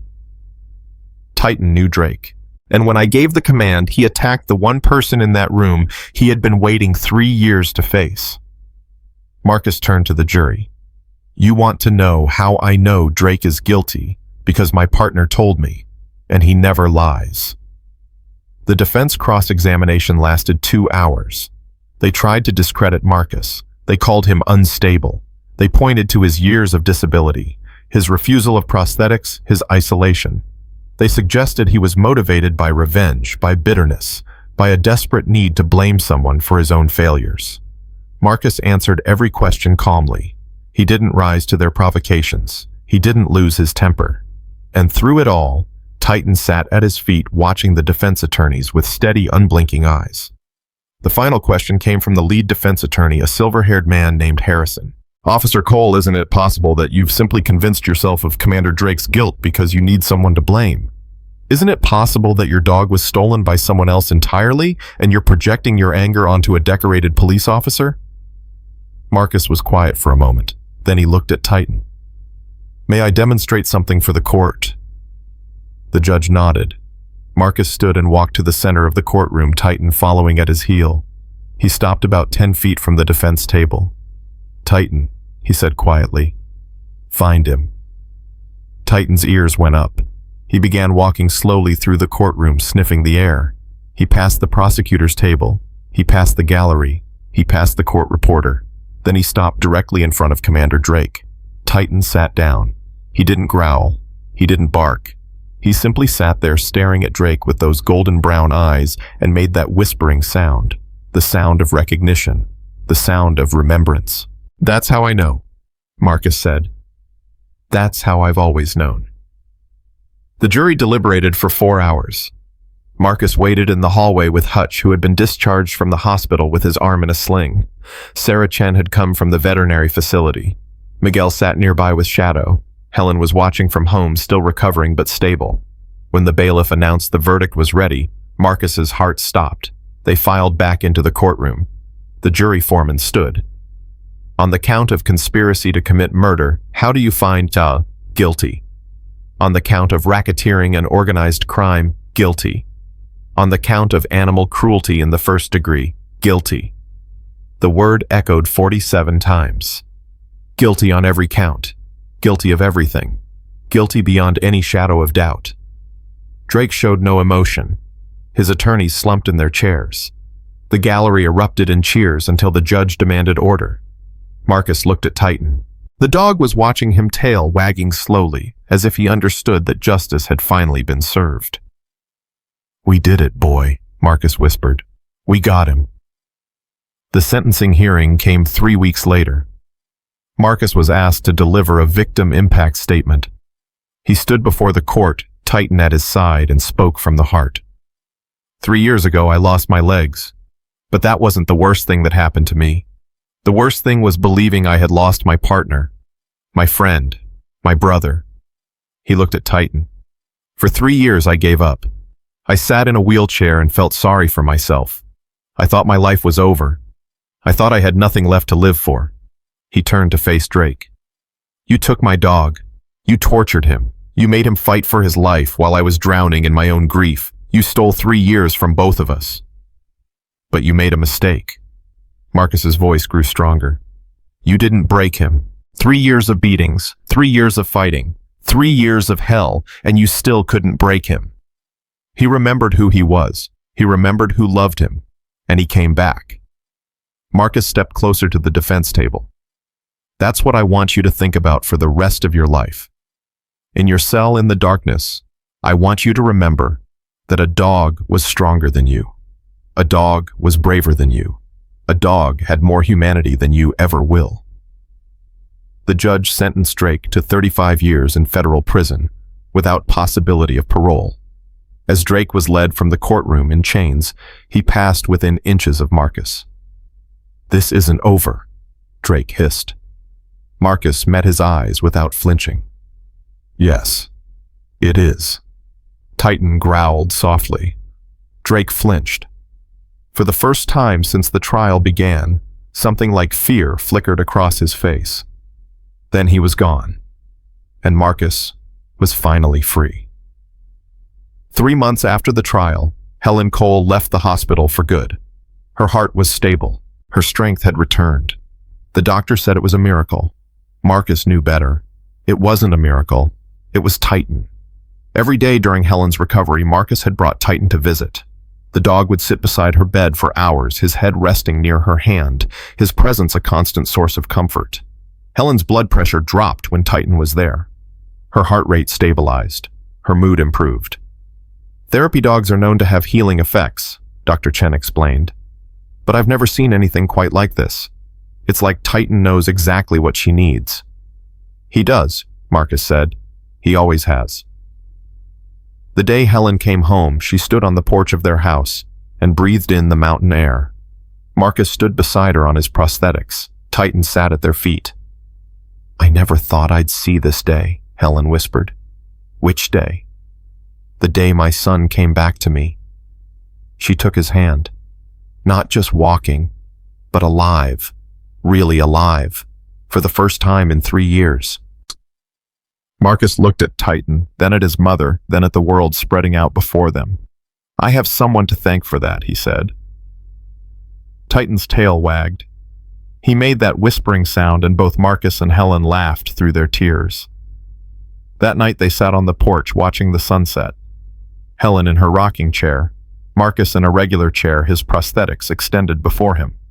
Titan stretched out between them, his eyes half closed in contentment. What now? Helen asked.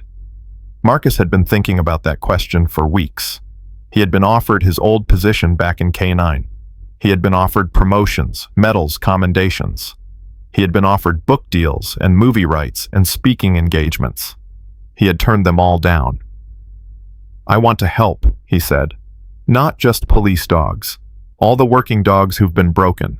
All the veterans who've been abandoned. I want to bring them together. Let them heal each other. Helen smiled. That sounds like a lot of work. It is, but I have help. He reached down and scratched Titan behind the ears. I have the best partner in the world. Titan opened his eyes and looked at Marcus. And in that gaze was everything, the pain of the past, the hope of the future, the unbreakable bond between them. Marcus had lost his legs. He had lost 3 years of his life. He had lost his faith in himself and his world. But he had found something more valuable than all of it. He had found his way home. 6 months after Drake's conviction, Marcus stood before a crowd of 300 people and felt something he had never expected to feel again. Pride. The ribbon stretched across the entrance of the building behind him, bright red against the stone facade. A banner hung above the doors, freshly painted, bearing the name that had taken him weeks to choose. Cole and Titan K9 Recovery Center, where the broken become whole. Helen sat in the front row of the folding chairs, her hand pressed over her heart. Hutch stood beside the podium in his dress uniform, his wounded arm finally out of the sling. Miguel was there with Shadow. Sarah Chen had brought her entire veterinary staff. Rosa Martinez, who had risked everything to help take down Drake, sat in the back row trying not to be noticed. And beside Marcus, standing tall despite his age and his scars, was Titan. The German shepherd's muzzle had gone gray in the months since the trial. His movements were slower now, more careful. But his eyes were bright. His tail wagged steadily. And when he looked at the crowd, there was no fear in his gaze. Only peace. Thank you all for being here, Marcus said into the microphone. His voice was steady. His prosthetics were hidden beneath his dress pants, but he wasn't hiding anymore. I'm not good at speeches. I'm a cop. We don't talk about feelings. We bury them and pretend they don't exist. Scattered laughter from the audience. But today I need to talk about feelings. Because this place, he gestured at the building behind him, this place exists because of feelings, because of pain, because of the worst thing that ever happened to me and the best thing that came from it. Marcus looked at Titan. The dog looked back unblinking. 4 years ago, I walked into a warehouse with my partner. We were there to take down a trafficking ring.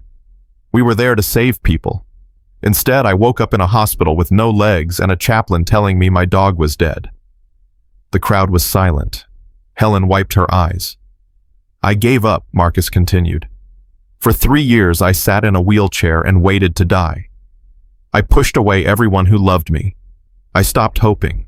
I stopped believing that life could ever be worth living again. He paused, gathering himself. Then one night, my van broke down in an abandoned rail yard, and I heard a sound, a whimper, and I found a starving, broken dog chained to a pipe, barely alive. Marcus's voice cracked. He didn't try to hide it. He recognized me. 3 years of torture, 3 years of fighting for survival, and he still remembered. He still loved me. He crawled toward me on bleeding paws and put his head in my lap, and he made this sound, this whisper that he always made when he said hello. Titan made the sound, right there in front of everyone. The entire crowd heard it. That sound saved my life, Marcus said. That sound reminded me why I was still breathing. Not for myself, for him, for my mother, for the people I could help if I stopped feeling sorry for myself and started fighting again. He straightened his shoulders. This center exists because no one should have to go through what we went through alone. There are thousands of working dogs out there who've been broken by the job.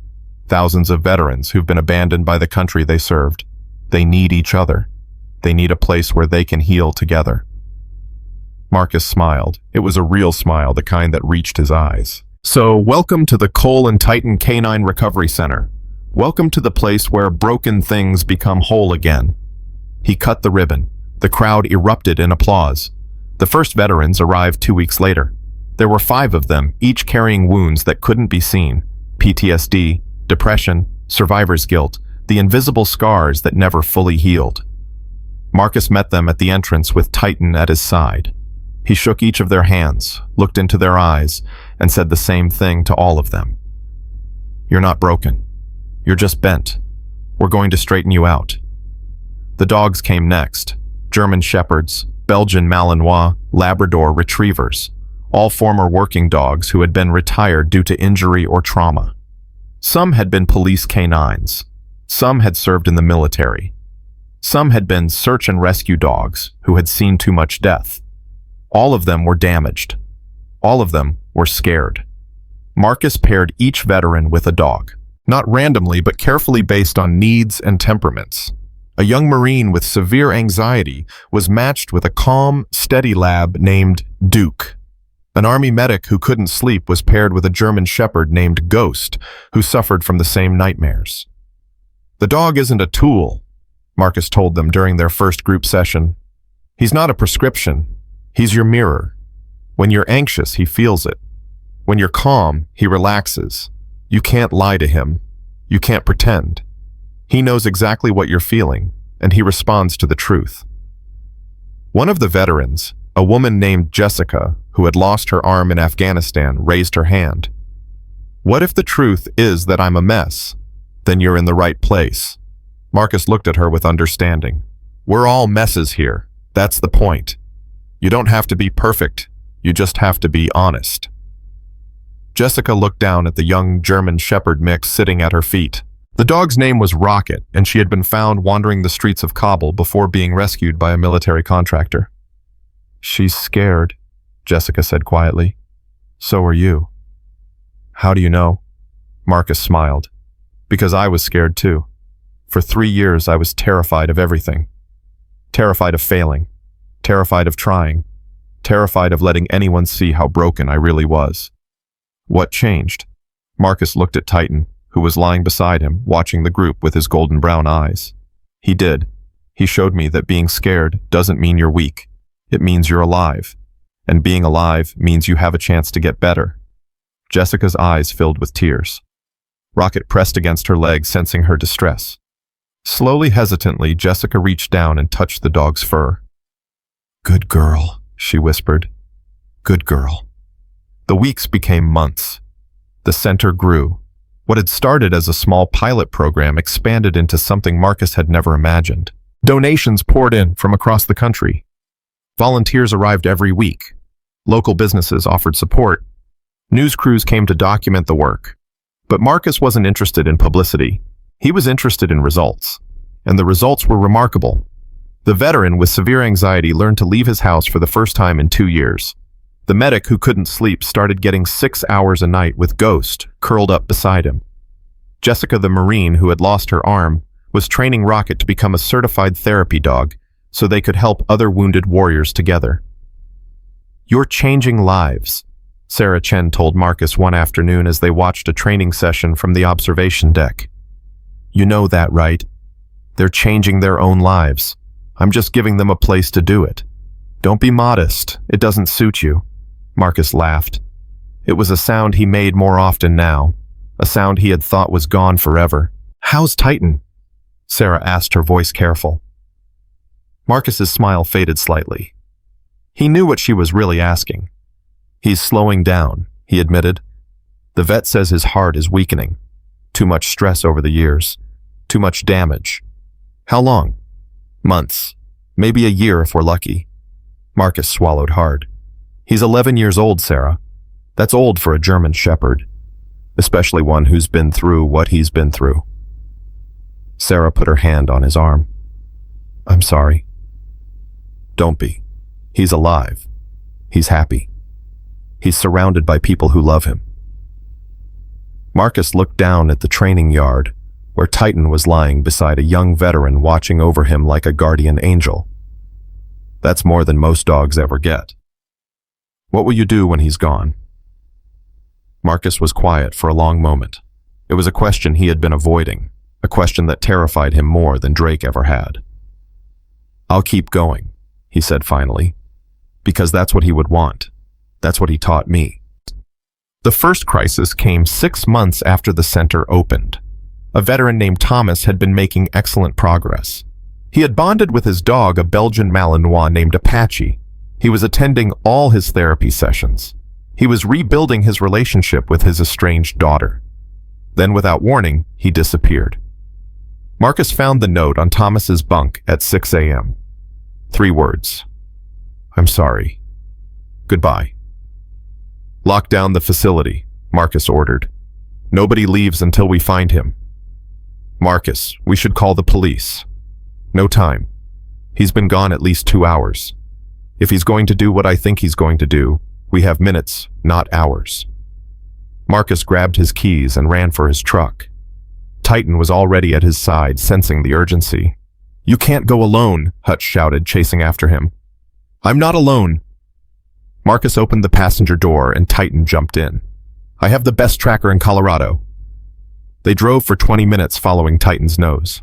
The dog had been given one of Thomas's shirts to smell, and he tracked the scent with laser focus, whining and pointing whenever Marcus needed to change direction. Finally, they arrived at a bridge overlooking a deep canyon. Thomas was standing on the edge, his back to the road. Apache was barking frantically from the end of a leash tied to the guardrail. Thomas had brought his dog but hadn't wanted him to follow. Marcus parked and got out slowly. He told Titan to stay. Then he walked toward Thomas, his prosthetics clicking against the asphalt. "Thomas." The veteran didn't turn around. "Don't come any closer." "Okay, I'm stopping." Marcus held up his hands. "I'm right here. I'm not moving." "You shouldn't have come. This isn't your problem." "You're my veteran. That makes it my problem." Thomas laughed bitterly. "I'm not your anything. I'm a failure. I couldn't protect my unit. I couldn't save my friends. I couldn't even keep my marriage together. Neither could I." Thomas finally turned. His face was streaked with tears. "What?" "My fiancée left me after I lost my legs. Couldn't handle the wheelchair. Couldn't handle the depression. I don't blame her. I was a mess. I pushed her away." "It's not the same." "It's exactly the same." Marcus took a small step forward. "Thomas, I stood where you're standing. Not on this bridge, but in my head. Every day, for 3 years, I was on the edge. Every day, I told myself it would be easier to just let go." "Then why didn't you?" Marcus pointed at Titan, waiting patiently in the truck. "Him. He came back from the dead to save me. 3 years of torture, and he never gave up. He never stopped fighting to find me again." Marcus took another step. Thomas didn't move away. You have someone who needs you too, Thomas. Someone who fought through his own hell to be by your side. Thomas looked at Apache, who was straining against his leash, whimpering desperately. He was a bomb dog in Iraq, Thomas said, his voice breaking. He saw things, terrible things.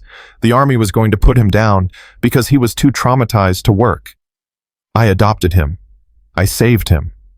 And now he's trying to save you. Marcus was close enough to touch Thomas now. Look at him, Thomas. Look at your dog. He's begging you not to do this. He's begging you to come home. Thomas stared at Apache. The dog's eyes were locked on his master, filled with the kind of desperate love that only dogs could feel. I don't deserve him, Thomas whispered.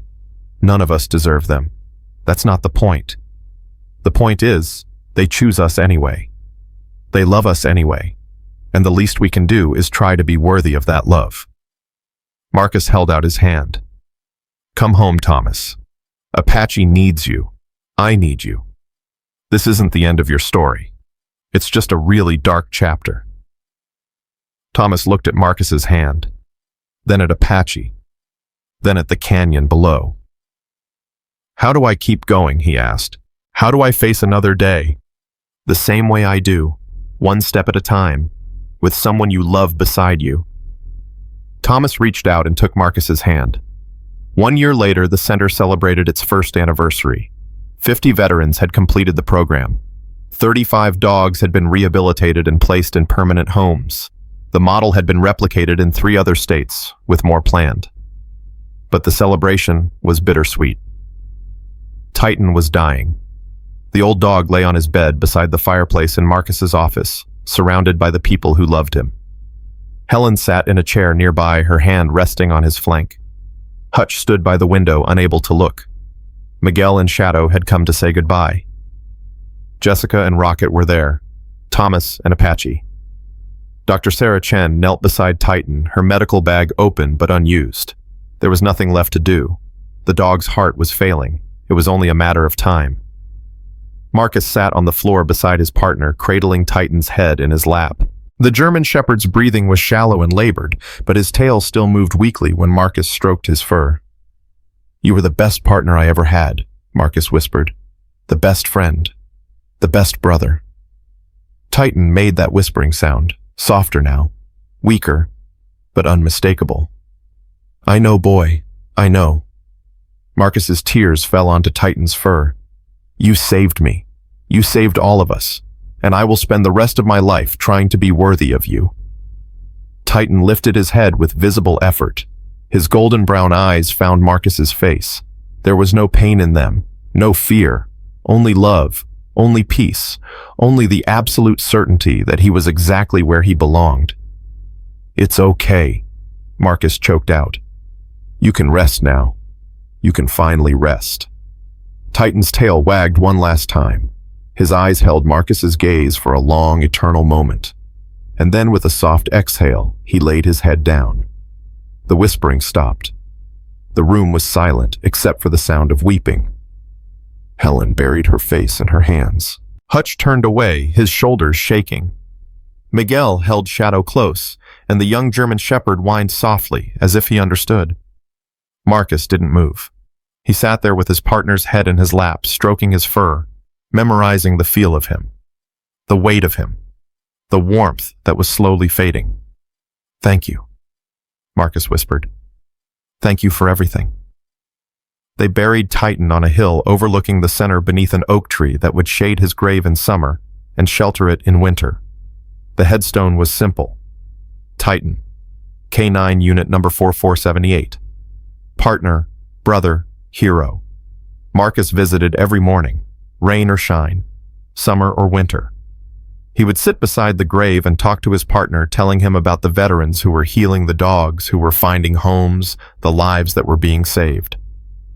You started all of this, Marcus said one morning 6 months after Titan's death. You know that, right? None of this would exist without you.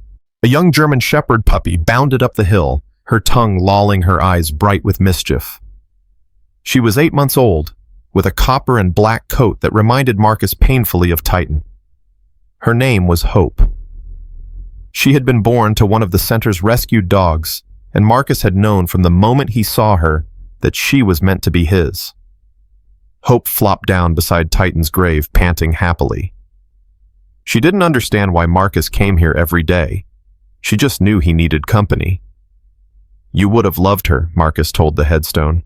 "She's stubborn, fearless, way too smart for her own good." He laughed softly. "Just like you." Hope barked and licked his face. Marcus pulled her close, feeling her warmth against his chest. "I still miss you," he admitted. "Every single day. I still reach for you when I wake up. I still listen for that whisper. Sometimes I think I hear it and I turn around expecting to see you." He wiped his eyes with the back of his hand. "But you taught me something, old friend. You taught me that love doesn't end when someone dies. It just changes. It becomes a part of you woven into everything you do." Marcus stood using his prosthetics with the easy confidence of someone who had long since accepted them. Hope jumped up beside him, eager to continue their morning walk.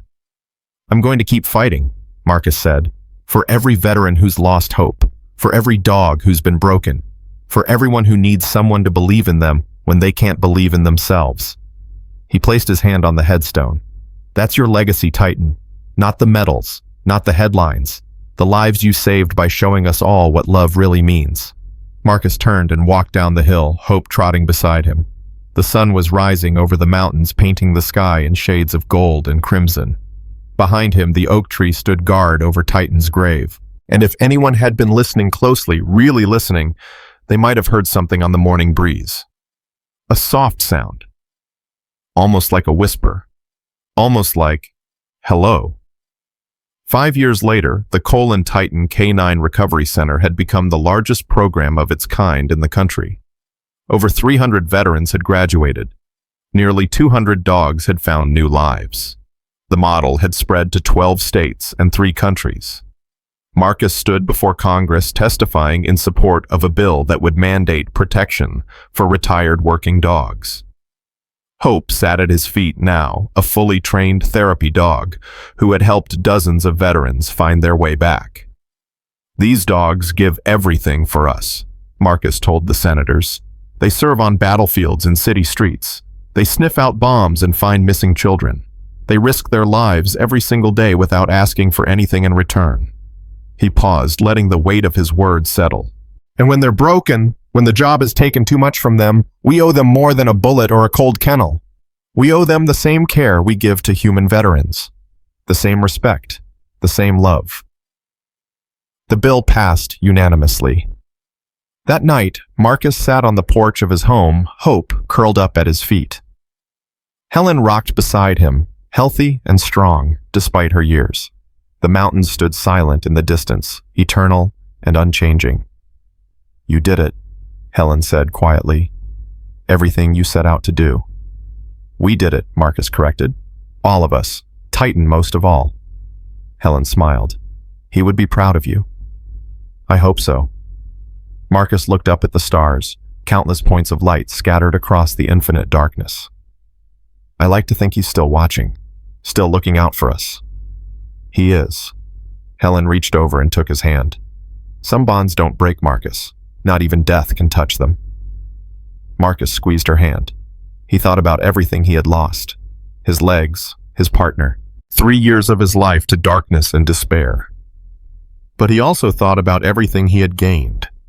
Purpose, family, a legacy that would outlive him. The knowledge that his pain had become a bridge for others to cross. "You know what Titan taught me," he said finally. "What's that? That broken things aren't worthless. They're just waiting for someone to put them back together. And sometimes the cracks are where the light gets in." Hope lifted her head and made a sound. Soft, gentle, almost like a whisper.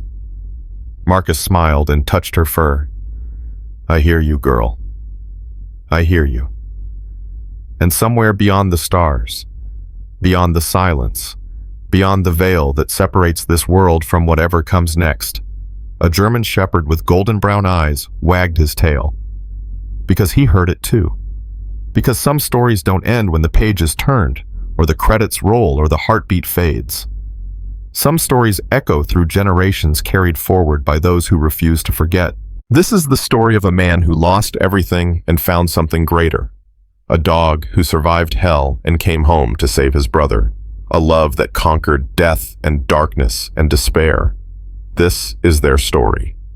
But it's also yours. Because somewhere out there, someone is waiting to be found. Someone is fighting to survive.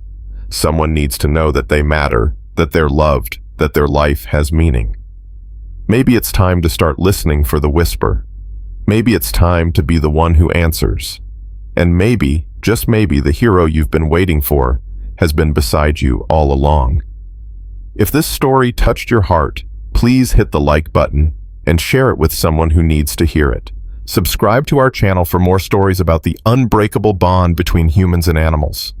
And remember, no matter how broken you feel, no matter how lost you are never beyond saving. You are never beyond love. Write amen in the comments if you believe that every broken thing can become whole again. God bless you all.